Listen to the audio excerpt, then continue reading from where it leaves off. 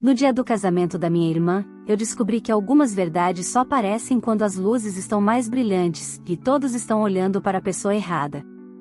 Eu fui convidada, sim. Mas convidada para quê? Para celebrar, ou para lembrar o meu lugar?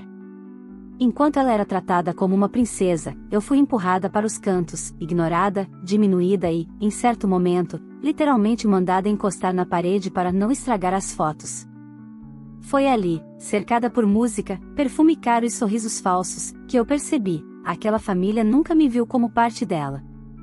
E naquele instante, eu tomei a decisão mais difícil, e libertadora, da minha vida. Olá, seja bem-vindo ao canal Histórias Surpreendentes, curta e se inscreva nesse canal, aproveite e ative as notificações. Comente aqui de qual cidade você está assistindo, vou adorar saber e deixar um coração no seu comentário.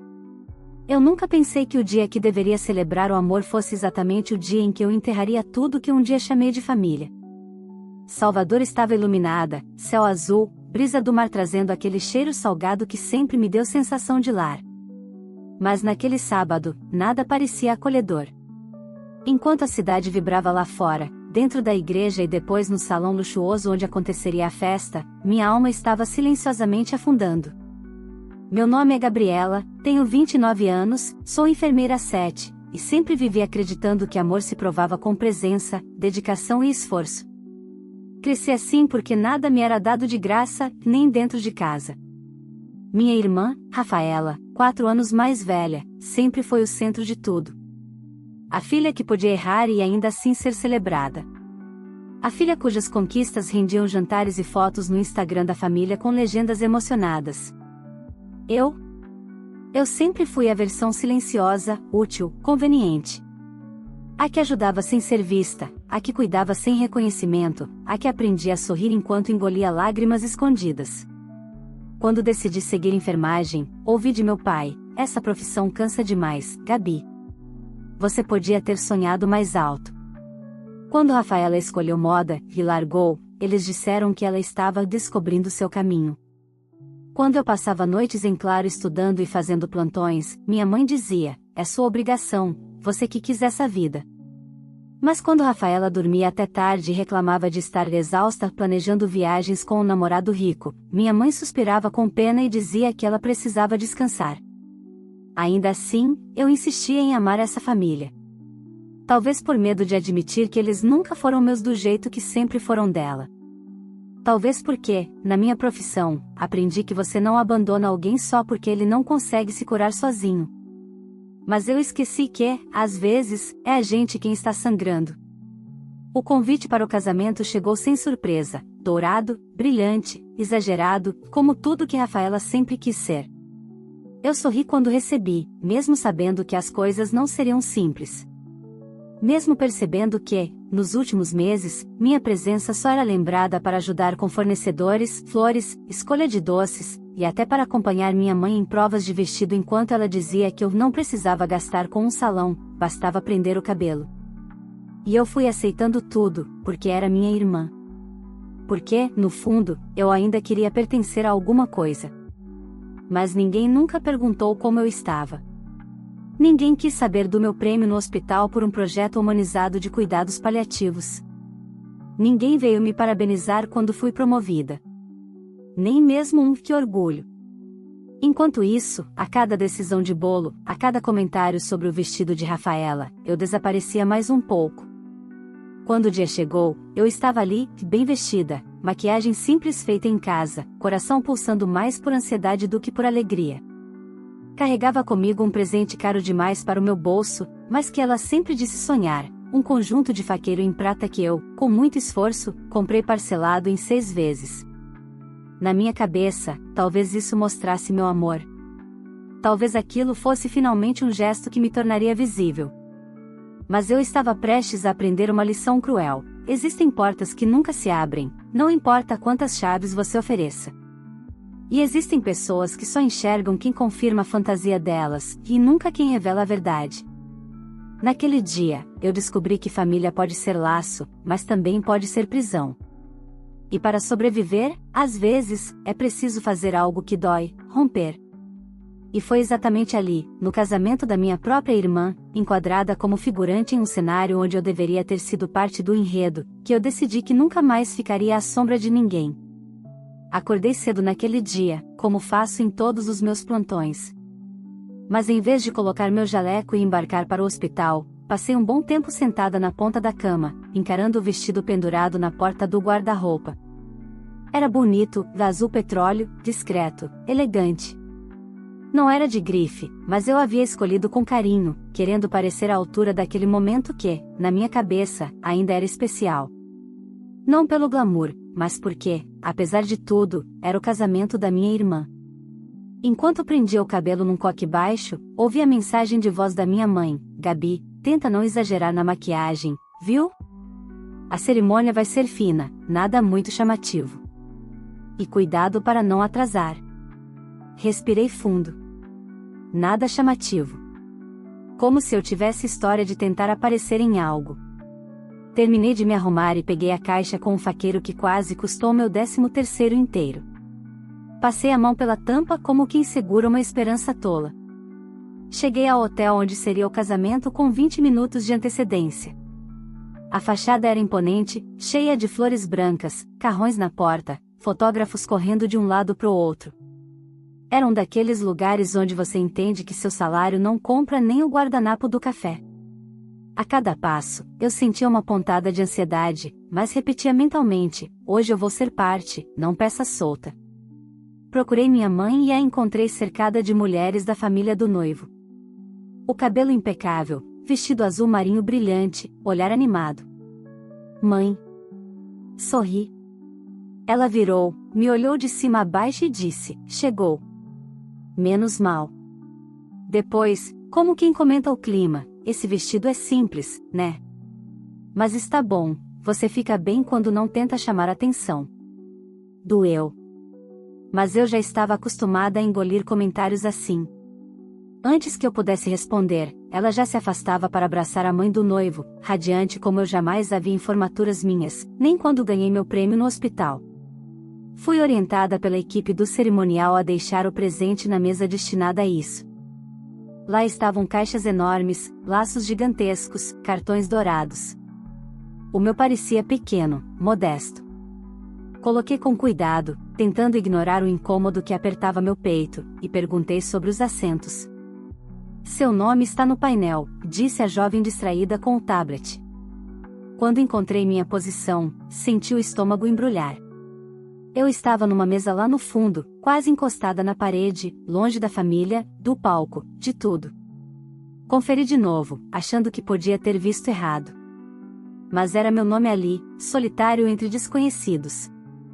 Busquei meu pai com um olhar, e o vi conversando animado com empresários, gesticulando como se Rafaela tivesse acabado de ser nomeada embaixadora do país.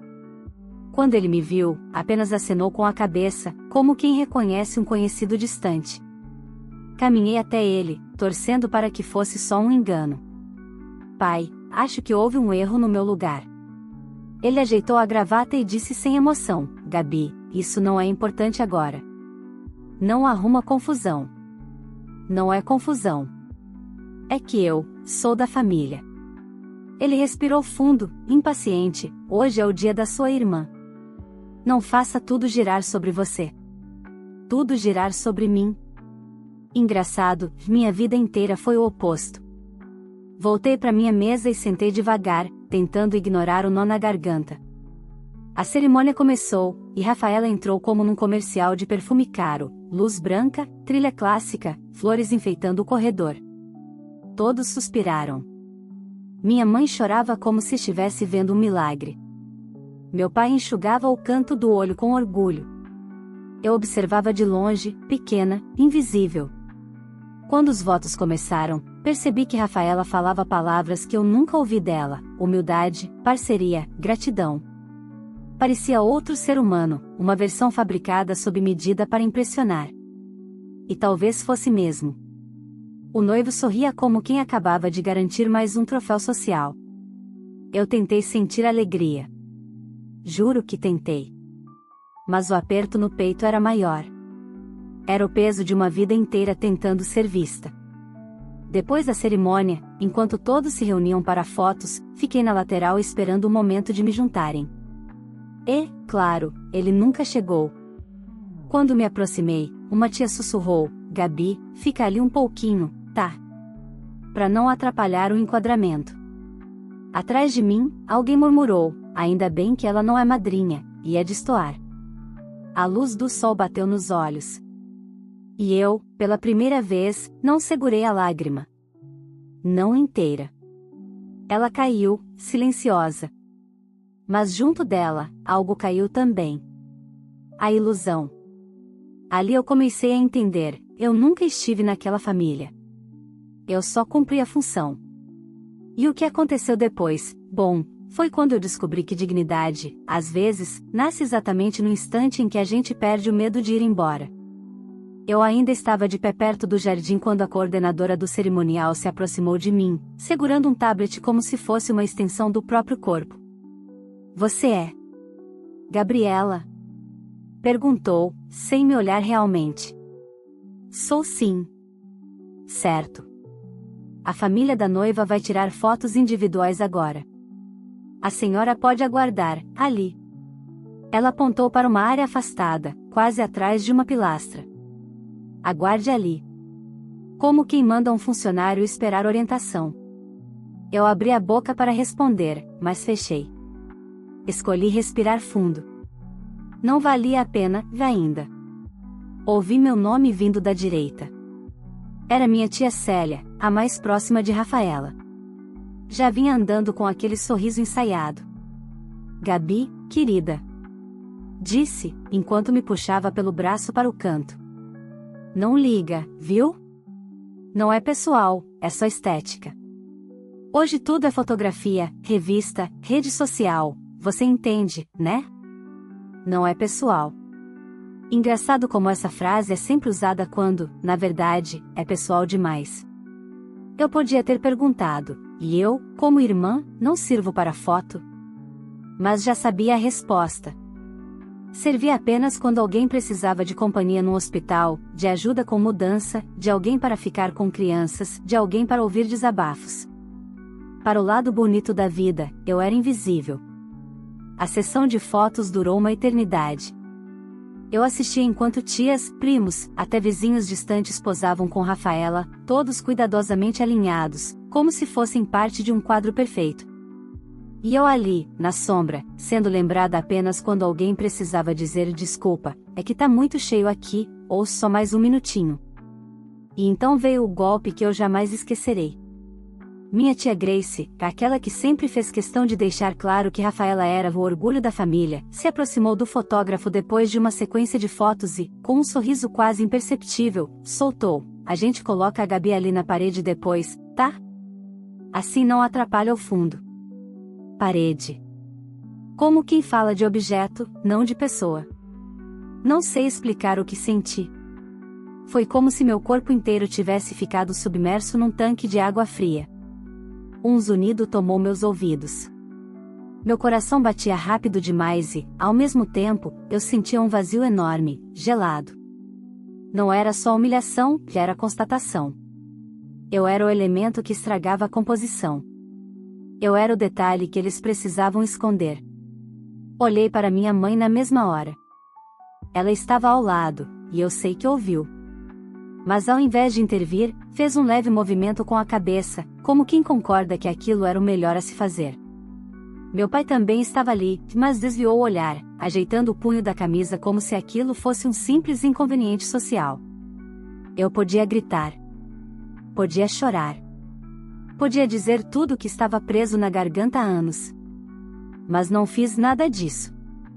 Fiquei completamente imóvel, como se, por um instante, eu tivesse sido arrancada do meu próprio corpo. Talvez aquela tenha sido a primeira vez na minha vida em que eu realmente me enxerguei do jeito que eles me viam. Ornamento dispensável. O fotógrafo ouviu, e ficou nítido o desconforto no rosto dele. Talvez tenha percebido a crueldade, talvez não fosse pago o suficiente para lidar com aquilo. Mas naquele segundo, eu senti algo dentro de mim romper, um fio que eu passara anos tentando manter intacto. Dei 2 passos para trás. Sem dizer palavra. E quando o próximo clique aconteceu, eu simplesmente virei as costas antes que tentassem me posicionar como peça de cenário. Afastei-me em direção ao salão. As luzes, os arranjos gigantes de orquídeas, o espumante nas bandejas prateadas, tudo parecia tão distante. Como se eu tivesse atravessado um portal e entrado num lugar onde nada mais combinava comigo. E talvez o mais doloroso fosse perceber que eu já sabia disso há muito tempo, só nunca tive coragem de admitir. Enquanto me deslocava pelo salão, corpos elegantes passavam sorrindo, comentando detalhes da festa, elogiando os Montgomery, a família perfeita, refinada, influente. Eu não era uma convidada ali, eu era um lembrete de imperfeição. Sentei-me na minha mesa, a última, a mais afastada, e olhei para o palco. Vi Rafaela recebendo beijos, abraços, elogios. Minha mãe radiante, meu pai orgulhoso, meus tios posicionados para fotos com taças erguidas. E então algo aconteceu. Algo pequeno, mas decisivo. Uma das madrinhas, sentada perto dali, sussurrou para a outra: "Quem é aquela ali sozinha?" "A irmã da noiva." "Jura?" Pensei que fosse alguém da equipe. As duas riram. E eu senti o estalo final. Eu não era convidada para aquele palco porque nunca fizeram um palco para mim. Eu só existia quando servia aos interesses deles. E naquele instante, enquanto eu encarava meu copo vazio, percebi, eu poderia passar a vida tentando ser vista, ou podia ir embora e aprender a ser vista por mim mesma. Eu fiquei ali, naquela mesa afastada, observando a festa girar como se eu estivesse atrás de um vidro grosso. As luzes refletiam no teto dourado, taças tilintavam, e as risadas ecoavam numa melodia perfeita para quem vivia naquele mundo. Mas eu só conseguia pensar no quanto havia me esforçado para fazer parte dele, e no quanto nunca tive chance.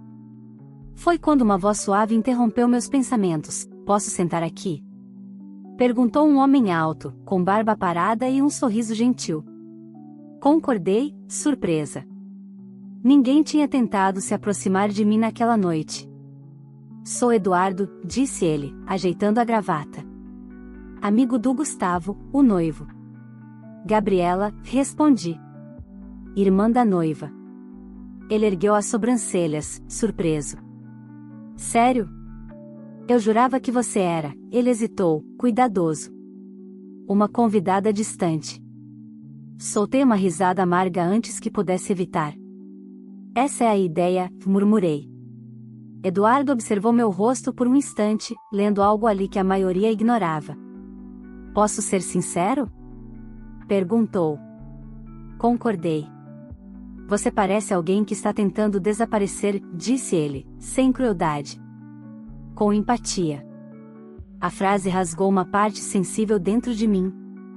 Eu respirei fundo, tentando conter a emoção.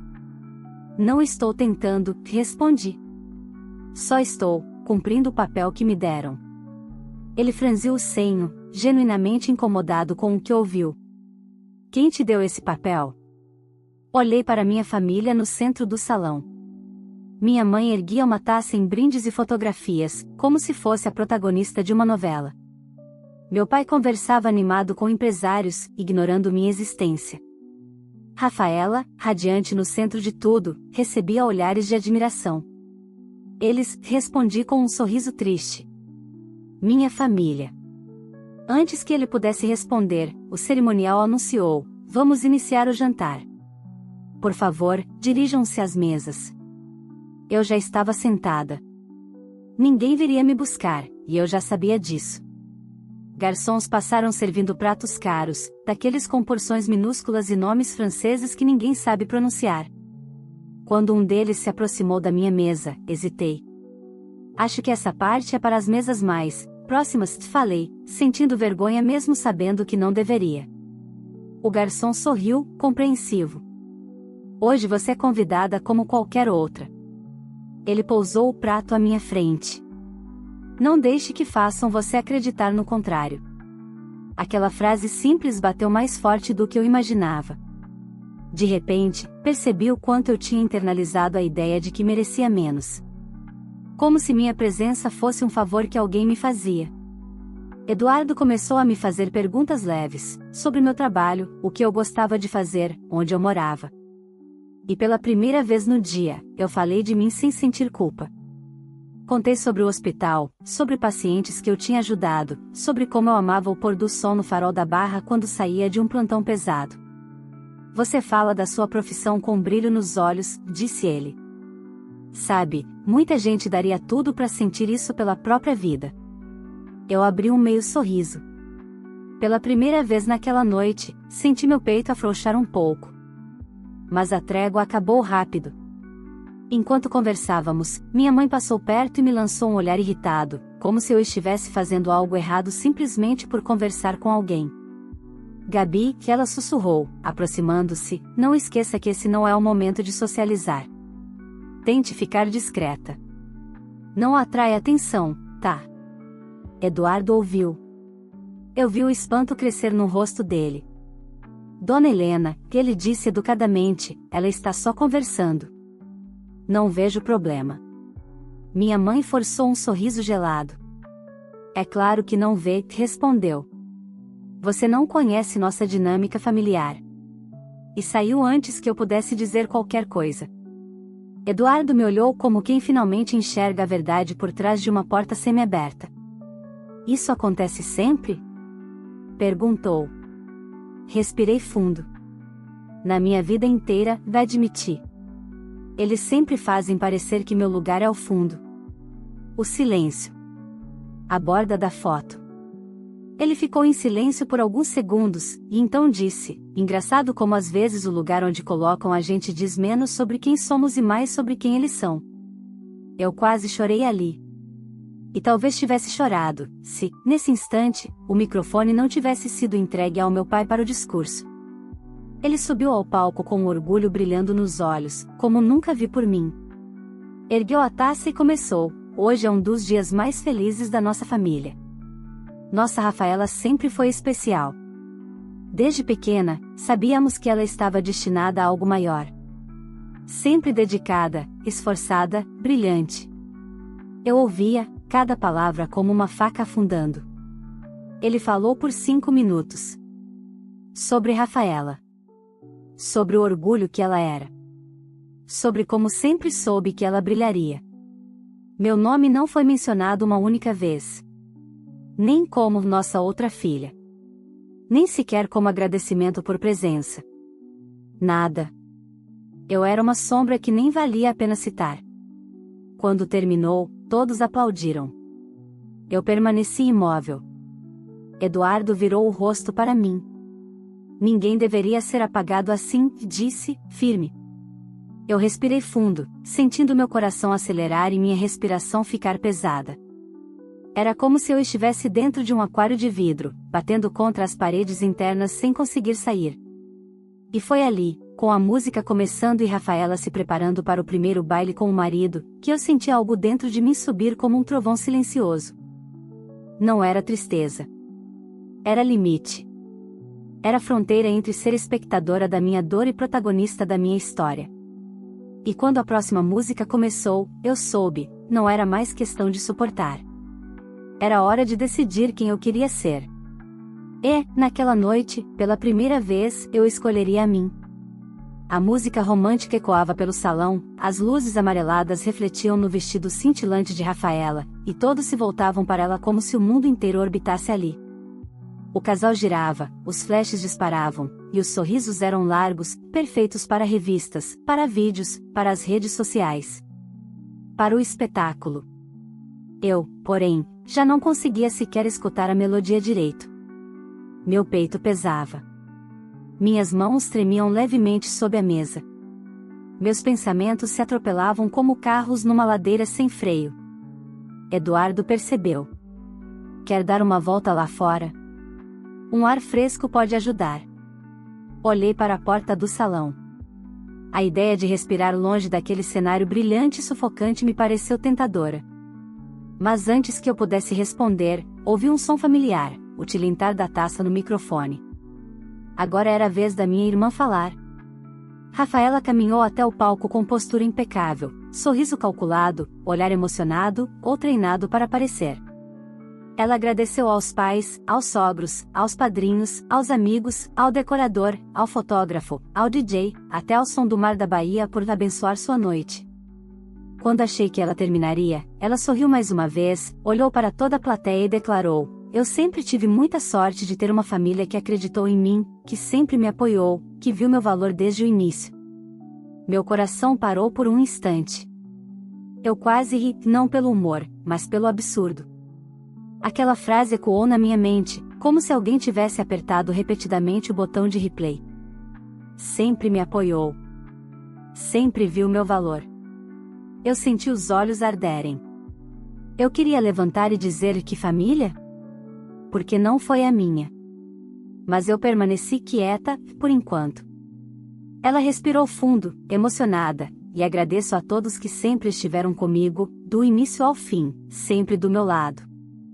Olhei para a mesa onde eu estava, afastada, invisível, esquecida de propósito. O nó na garganta se tornou ferro quente. Naquele momento, eu soube, ninguém ali jamais me daria o lugar que eu passei a vida implorando para ocupar.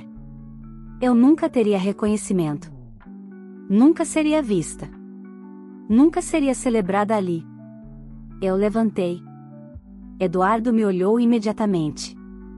"Gabi, eu preciso sair daqui", disse, num fio de voz. Mas eu não caminhei para a porta. Não ainda. Fui até a mesa dos presentes. Meus passos eram firmes, embora meu corpo parecesse flutuar entre o peso da dor e o alívio de finalmente enxergar a verdade. Ali, sob uma pilha de caixas decoradas em envelopes finos, estava o meu pacote, cuidadosamente embrulhado, com um laço de seda e meu cartão escrito à mão com carinho e esperança. O faqueiro que eu mal conseguia pagar. O símbolo do meu esforço silencioso. Da minha ilusão. Peguei o envelope que tinha colocado dentro. Aquele dinheiro, fruto de plantões extras, noites viradas, suor literal, que eu não deixaria ali para quem sequer lembrava que eu existia. Guardei na bolsa com calma. Quando virei, vi Rafaela vindo em minha direção, o vestido esvoaçando como se até o tecido tivesse sido fabricado para dramatizar a cena. "Gabriela, o que você pensa que está fazendo?" Ela sussurrou, o sorriso ainda preso no rosto para não estragar as fotos. "Isso é ridículo. Você vai estragar meu casamento." Eu a encarei com uma serenidade que até me surpreendeu. "Não estou fazendo nada. Só estou indo embora." Ela piscou, chocada, como se eu tivesse cuspido fogo. "Você não pode simplesmente sair." "Posso, sim. E vou." Meus pais se aproximaram apressados, alarmados mais pela aparência da situação do que por mim. "Gabriela", disse minha mãe com voz dura, "nem pense em fazer cena." "Eu não estou fazendo cena, mãe. Vocês que montaram uma durante a vida inteira." Meu pai tentou intervir. "Vamos conversar depois com calma, sem estragar o dia da sua irmã." Eu soltei uma risada curta, cansada. "Estragar o dia dela? Vocês passaram a vida estragando os meus. E nunca se importaram." Rafaela apertou meu braço. Não forte o suficiente para machucar fisicamente, mas forte o suficiente para tentar me lembrar do meu lugar. Aquele toque era a última corrente tentando me prender. Eu tirei a mão dela do meu braço. Devagar. Com controle. "Desejo que você seja feliz, Rafaela. De verdade. Mas eu não vou existir como pano de fundo da sua vida nunca mais." Minha mãe bufou, irritada. "Que drama, Gabriela. Você sempre foi exagerada." Eu sorri triste. "Não, mãe. Eu sempre fui pequena. Pequena porque vocês me diminuíram até eu acreditar que esse era meu tamanho. Mas acabou. E então, eu olhei para os três, para aquela família que eu tentei tanto conquistar, e disse as palavras que selaram minha liberdade: eu não sou mais parte disso. Boa sorte com o retrato perfeito. Agora ele está completo, sem mim." Me virei. E caminhei em direção à saída. Ninguém chamou meu nome. Ninguém me segurou. Ninguém insistiu. E foi naquele silêncio, aquele silêncio cortante, que eu, finalmente, renasci. Lá fora, o ar era fresco. A noite de Salvador me abraçava com vento vindo do mar. Eu respirei fundo, pela primeira vez em anos sentindo que o ar realmente entrava. Ei, ouvi atrás de mim. Eduardo vinha apressado, com a gravata solta e os olhos preocupados. Você tá bem? Eu olhei para ele. Uma lágrima desceu, mas dessa vez era de libertação, não de dor. Tô, respondi. Pela primeira vez, tô começando a ficar. Quando entrei no carro aquela noite, minhas mãos ainda tremiam, não de medo, mas de algo que eu ainda não sabia nomear. Talvez fosse coragem. Talvez fosse paz. Talvez fossem as duas coisas pela primeira vez andando juntas dentro de mim. Eduardo abriu a porta do passageiro e se sentou devagar, como quem não queria invadir meu silêncio. Quer que eu dirija? Perguntou. Concordei. Eu não confiava em minhas próprias mãos naquele momento. Ele ligou o carro, mas não saiu imediatamente. Apenas ficou ali, me olhando com cuidado, como se qualquer palavra pudesse quebrar algo importante. Você não merece passar por isso, ele disse, firme, sem hesitar. Nenhum ser humano merece ser tratado assim pela própria família. Engoli seco. A verdade tem um som muito específico quando a gente escuta pela primeira vez em voz alta. É como se o mundo encaixasse num lugar diferente dentro da gente. Eu sei, respondi baixinho. Eu só demorei para enxergar. Ele concordou devagar. Às vezes a gente só entende quando dói o suficiente. Eu virei o rosto para a janela. Salvador parecia outra cidade vista dali, sem o glamour da festa, sem as flores brancas e os flashes. Apenas luzes distantes, ruas molhadas pelo sereno, pessoas vivendo suas vidas sem saber que a minha, de algum jeito, tinha acabado de começar. Naquela noite, não voltamos para o salão. Não fiquei pensando se alguém sentiu minha falta, porque eu sabia que não sentiram. O que antes teria me destruído agora me libertava. Dói admitir, mas tem despedidas que curam. Os dias seguintes foram um silêncio profundo. Nenhuma ligação perdida da minha família. Nenhuma mensagem perguntando se eu cheguei bem, se eu estava viva, se eu estava respirando. E isso dizia tudo. Em vez de correr atrás, eu decidi correr para mim. Voltei aos meus plantões, aos meus pacientes, às rotinas que me lembravam quem eu era quando ninguém estava olhando. Comecei a caminhar cedo no calçadão da Barra antes de trabalhar. O mar sempre foi meu confidente, e agora era meu altar de recomeço. Vanessa, minha amiga, chorou quando contei tudo. Não de tristeza, mas de alívio. Finalmente, Gabi. Finalmente você se escolheu. E foi ali, tomando café com ela na varanda do meu pequeno apartamento, que eu entendi. O amor que eu persegui a vida inteira estava sempre ali, só não era espelhado na minha casa. Eu só precisava virá-lo para mim. Eduardo e eu continuamos conversando. Sem pressa, sem carência, sem preencher buracos, apenas construindo algo leve. Ele me levava para ver o pôr do sol na ponta de Humaitá, e eu ria. Eu ria de verdade, não aquele riso educado que se dá para caber em um ambiente. Certa noite, ele me disse: sabia que você brilha quando fala das coisas que ama? A maioria das pessoas vive tentando ser vista. Você já é, só precisava reparar. Aquilo não veio como elogio. Veio como cura. 2 meses depois, minha mãe mandou uma mensagem. 2 linhas secas, sem nome, sem carinho, sem voz, precisamos conversar. Você exagerou. Sua irmã está arrasada com a atitude impulsiva. Família é família. Eu li. Respirei. Sorri com o canto da boca. Pela primeira vez, não senti culpa. Nem raiva. Nem vontade de responder. Eu só senti paz. Porque quando alguém diz família é família para justificar dor, o que essa pessoa realmente está dizendo é: aguente, aceite, se diminua. E eu não era mais pequena. Não respondi. No dia seguinte, meu pai ligou. Deixou o recado. Sua mãe está preocupada. A gente quer encontrar uma solução. Não podemos ficar assim. Eu fiquei escutando aquele preocupada ecoando dentro de mim. Preocupada com a imagem, talvez. Preocupada com o que os outros diriam. Preocupada com o silêncio que eu tinha finalmente permitido existir. Mas não preocupada comigo. E então eu entendi, às vezes, o que chamamos de paz é apenas ausência de barulho. O que eu tinha agora era a presença de mim. E eu não abriria mão disso. Numa manhã de domingo, sentei no banco de frente para o mar. Brisa quente, cheiro de água salgada, barulho das ondas quebrando na areia. Eduardo chegou logo depois e colocou uma tapioca de cocô na minha mão, meu café da manhã favorito. Você parece diferente, ele disse. Eu sou diferente, respondi.